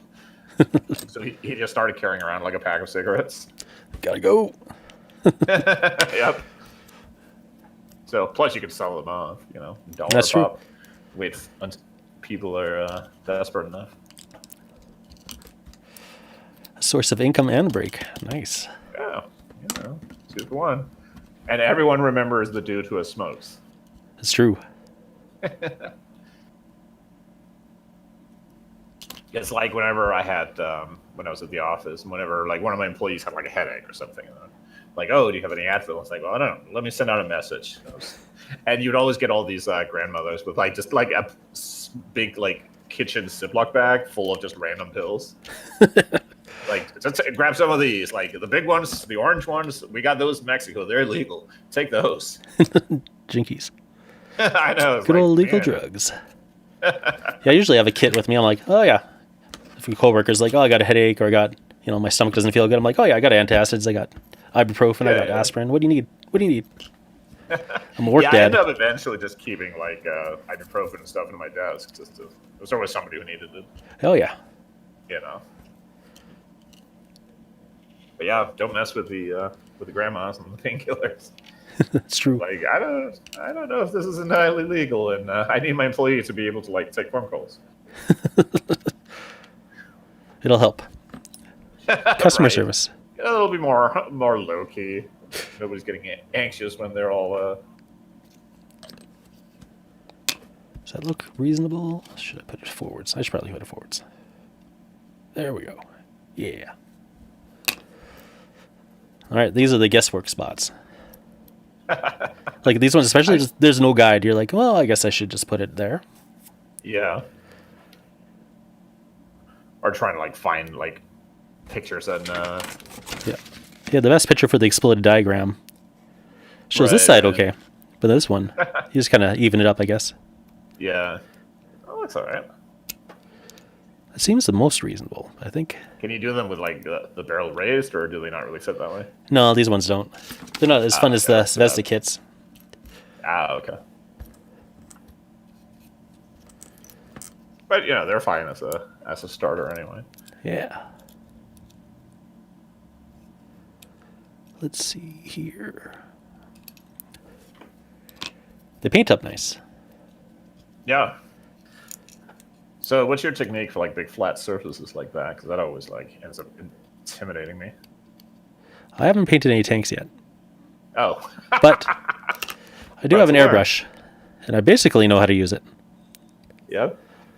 Actually, I lie. I painted like base colors on tanks, and then usually I'll like paint on the details afterwards. But in this case, I'm gonna do like the whole camo work with the airbrush. Yeah. Yeah, that might be a much better idea for them. I had a bunch of like 3mm tanks I had done, although I don't have them anymore. But I ended up just like spraying them twice in just like a base green, and then like a little bit of dry brushing, a little bit of highlighting, and that was it. Yeah, that's really Like, neat. not even like, it was basically just like, have you ever used those like Games Workshop dry paints they do? Yep. So it was basically like grabbing a little bit of that and then like dragging it over just to. So they looked silly up close because it was just like white on the background, but when you looked at them at like table distance, it just meant you could actually like tell where the barrels were and stuff. Forwards. Table distance is where it's really at for those small scale. Mm-hmm. Yeah, 100%. Man, I still want to do 10mm, but I keep like kicking around whether what period to do for it. 10mm, yeah, I understand. Yeah, just eyeing. Have you ever seen the Pendragon figures? I think so. So they are. The only thing that holds me back a tiny bit is they don't do a lot of like different poses. So like your infantry is mostly going to be all like in 2 poses. Yeah. So, but if that doesn't bother you, or like some of them they'll have like one pack that's like infantry advancing, one is like infantry firing. So you can kind of mix it up a little bit. Because I want to do like what I really want to do is World War I and like Russian Civil War. That'd be fun. So yeah. Let's see. I only have one 10mm thing. Dicey guy sent me a War Master dwarf cannon crew. Nice. That's a good place to start. Yeah. You know, I just build a whole army around it. Yeah. I don't know why he sent me just one thing, but why'd you do it, Dicey? He's enjoying the chat, painting and listening. Yeah. Hey. A little chatter always helps. Yeah, you know, just a chill afternoon. Everyone needs a little bit of distraction. Yeah, because you don't get to talk with your friends too much, even at the best of times. So. Yeah, you know, that was the thing I saw today. It was like, well, how was it worded? It was like half of your friends don't think you're one of their friends or something like that. Like how people like view relationships is like skewed. Well, that makes sense. So yeah, I mean, you have like, you know, like acquaintances you just like chit chat with, and there's people you're like more friendly with. I guess it was more like distinguishing that. But it was kind of like depressing, right? Like, oh, now you start like wondering, like, does like Joe actually like me, or? Yeah, or sometimes you just have doubts. Like, I don't even know if these people actually are my friends. So. Yeah, you know, that like, could factor in. Yeah, a thing that like when I got older, and that sort of like made life easier for me, I guess, was just kind of like realize that it was okay to have people that you were just like buds with, but you weren't really friends. Yeah. Like, because I think a lot of people, especially when you're younger, like, you know, like young people we always have like, you know, your feelings in your sleeves and like very like committed into things. And as you get older, I think you realize like not every relationship got to be like that. Like it's okay to just have like the one guy you talk like sports with or whatever. Yeah. Your associates. Yeah, exactly. Talk about your hobby. Like, yeah, so look at this. So I'm looking at the Pendragon website, and like 30 guys is like 4.5 UK pounds, which I don't know what that translates to in like real money. Like $6. Sorry, how many pounds? So 450. 450? Well, that's really good, yeah. For 30 guys. In Canadian, that works out to about $10 for 30 guys, so you can't argue with that.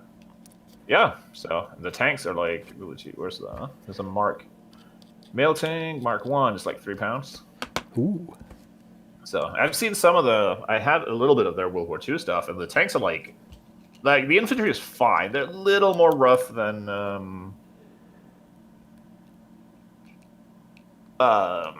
like 50mm infantry tends to be, but they're still fine. Like you can tell what they are. They look fine, but the tanks are like really sharp. Yeah, even 6mm tanks can be pretty sharp. So you got lots of room playing. And that's kind of where the big like saving is. Like I think I paid like $3 or $4 a pop when I bought them per tank, compared to in 15mm you tend to pay like $10-15 US. Yeah, like a chunk more Canadian. The tanks booster kits usually sat around 1450. Right, per. Yeah, so not too bad. You could buy No, Zesta like, kits that's very for like 750. Yeah, that's very affordable. But it's still like, I don't know, it's like if you take a couple of dollars off that, it like entices a lot more. Like, oh, I should pick up like one of these sort of thing, right? Yeah, exactly. So that's kind of what I want to do because I have to like rebuild a bunch of my collections anyway. So I want to do just like have like fun stuff. Yeah, if you just pick a scale for a certain genre, then you're good to go. Yeah, I always envy the guys who like build everything in the same scale. Like, oh, my terrain fits together. It is handy. Yeah, especially like buildings and stuff. Yeah. 6mm everything. Ooh.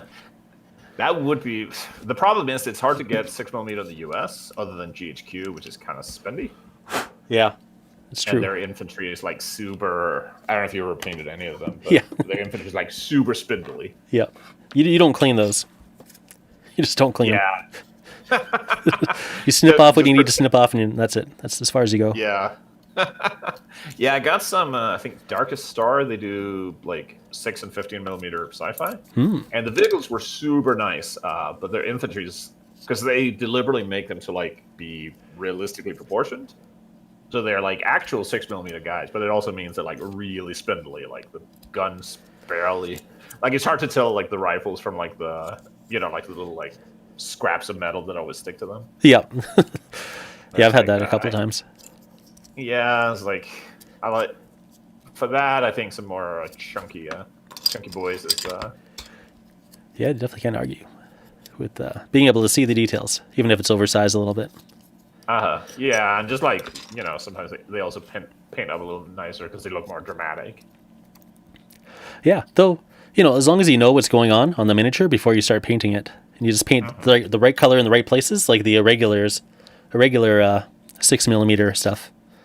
It's pretty terrible looking. A lot of people say that those look really rough, and then when you paint them up, they actually paint up really nice. Yeah, all the shapes come together. You're like, oh, okay, yeah. My brain just fills in all the details that they didn't bother doing.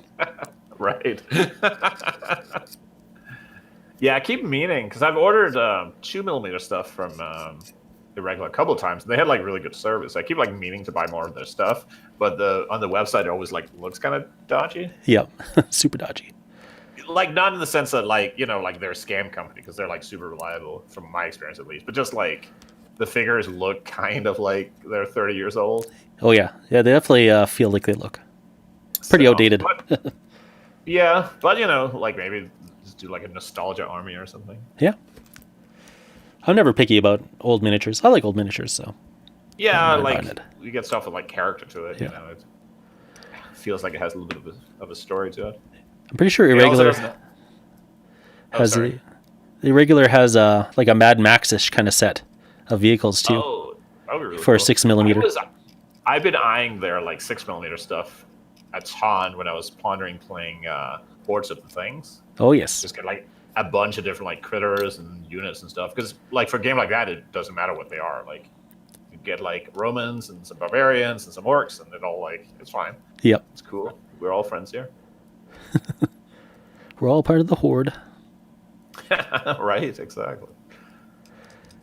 And the only thing about the Irregular Mad Max-ish kind of vehicles is that some of them are definitely bigger scaled than 6mm. So sometimes you got cars that definitely look like they're in the 10mm range, mixed in with the semi-truck that looks 6mm.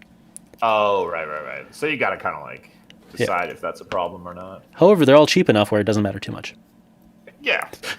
And I think, with 6mm infantry, they can all look kind of interchangeable, and it doesn't really hurt anything. Like, you're putting them on, like, stands anyway. Yeah. That is one thing I didn't like about their infantry, is that it's all pre-built onto the pudding stands. Oh, right. Are they bad, or just you like the flexibility? It's just, you kind of lose your ability to mix them up on a basing. Yeah. You just basically have to use their pudding stand. And as long as you do that, it's okay. Yeah. Although I guess it's easy.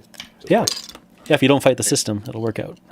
I always wanted to do, I think we were talking about that on the Discord the other day with somebody, but take like a game that's meant for like single figures, but replace each of them with like 3 guys, like 10 millimeter, or like 4 guys and 6 millimeter. Oh yeah. And just play that, like, you can do it for something like bolt action or something. Just like play the game as normal, but now like each squad looks like, you know, like a whole platoon of guys. Yeah. So I mean, it might get a little hokey if you're like throwing grenades or something, but you know, like who cares? Like it's all just like adding to the visual, right? I think it works out. So yeah, it would be. Wow, they do some pretty obscure stuff in 10 millimeter. Yeah, they got an impressive catalog. Yeah, I mean, I guess it doesn't take too much. 1864 Danish. I could do my peoples. Woo! They don't have pictures. That is one tough thing, trying to find Canadian stuff. Like, I want to play Canadian World War II, so I got to source out. Oh, yeah. So like, many a lot of it, you things. just got to be buying British anyway. Yeah. So, Some British, some American. So, they have some. Let's see. They have the Ram. That's the only thing. I don't think the Ram saw service, so. No, it was just a training vehicle. Or no, wait, actually, Yeah. I think they use it for some artillery. Like the Sextons. Yeah, it says and they the were Crews. used as observation tanks, and carriers, gun tractors, basically anything but, like, combat. Yep.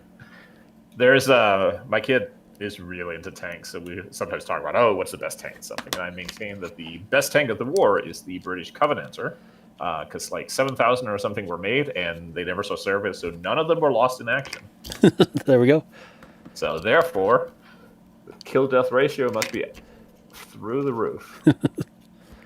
Yeah, I always wanted to do. I played when I play like Steel Panthers on the computer. I often play Canadians, just because it's a little, you know, that's a little flavor from just playing the Brits. Yeah, that's true. So, but it's mostly just like World War II British guys and like Sherman tanks. I don't even know if they had like Cromwells and stuff. Yeah, see, like it always got mixed up with all the other units too, so it's hard to tell which part belonged to who. Yeah, But and you can I mean, you can't go wrong just painting up some Shermans. Then. yeah, and Whether anything you're Canada playing- built, they never used for the most part. Right. We'll build all these Didn't they tanks and give them to build, Russia. Yeah, I was gonna say I think a lot of the or almost all the Valentines built in Canada were sent to Russia. Yeah. But I guess it was easier to just like ship stuff up from the United States and use that. Yeah. Let's see. They might have, no World War I Canadians. I guess you just use British. Yeah, definitely. Because we were still part of Britain at that time, so we were just and they standard I operating think procedure. the Canadians don't really show up until like mid-war anyway, so you basically just need guys in helmets. Yeah. Yeah, the Canadian World War I's pretty easy to do. Let's see. You got Highlanders. You got Indian. I always wanted to do Indian troops, like the turban and everything, like full on. Yeah, they'd have a pretty good flavor for sure. Yeah, and it's one of those things that gets overlooked. Like there was like, you know, like hundreds of thousands of Indian soldiers, and they never like get a movie or anything. Yeah. No, we just don't count them. I mean, maybe they do in India. That'd be interesting. The Indian World War II movie market. Yeah. See if they still have a dance routine. Yep. It's how we fight. I mean, if you can't do a little dance act, who wants to go to war, right? Yeah, exactly.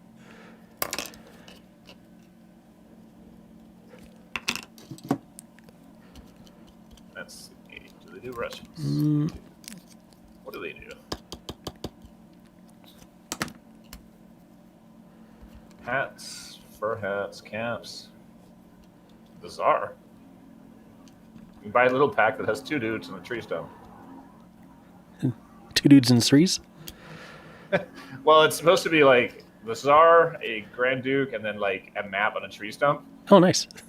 So, but it's just like a tiny little pack for like 80 pennies or shillings or whatever they have over there. Yeah, I think they say P usually, 80p. Yeah. But I'm not sure. They got so much slang with their money. Yeah.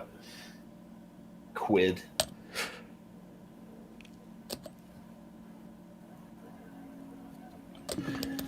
All right, I should go have a walk, get some exercise, pretend that I'm not slowly dying here in my chair. So I think I will leave you to it. Thanks for the chat, man. Thanks for coming by.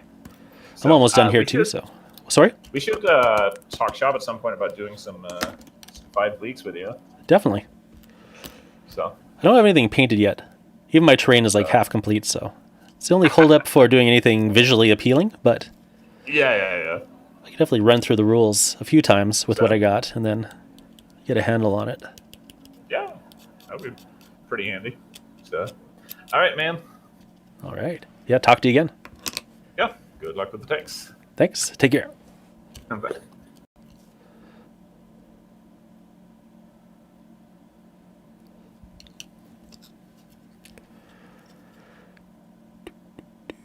There we go. Almost done. You still here, Dicey? Or did you fall asleep? Sleepy time for Dicey.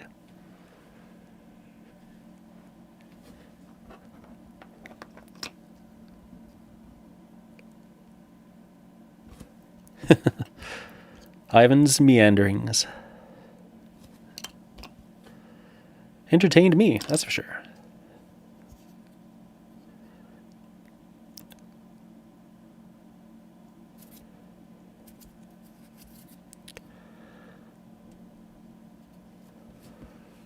And I'm almost done.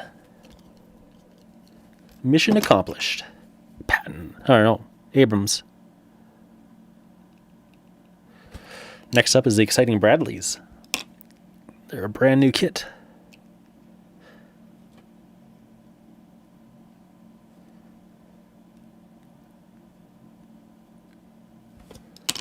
And you. And I'm just about wrapped up here. There we go.